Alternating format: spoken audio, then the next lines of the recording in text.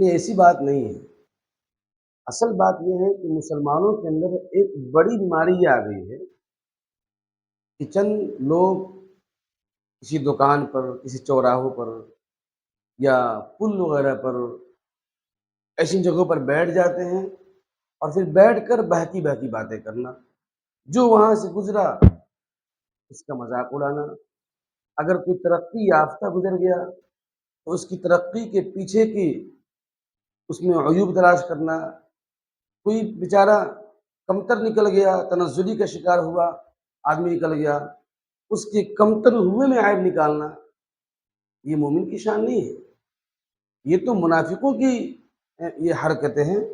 یہ بزدلانہ حرکت بھی کر سکتے ہیں اور اس کو منافقوں کی دوسری شکل بھی کر سکتے ہیں۔ تو ایسی چیزیں یہ مسلمانوں کی شان کے خلاف ہیں۔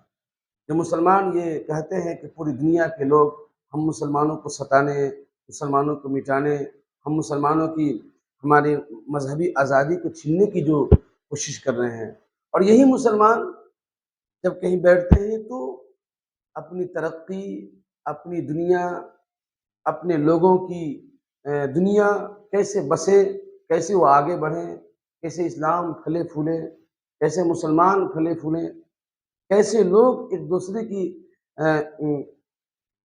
کو انسانیت کا درجہ دیں، یہ چیزیں آپس میں کرتے ہیں جو کہ سراسر اسلام کے شایان شان نہیں ہے۔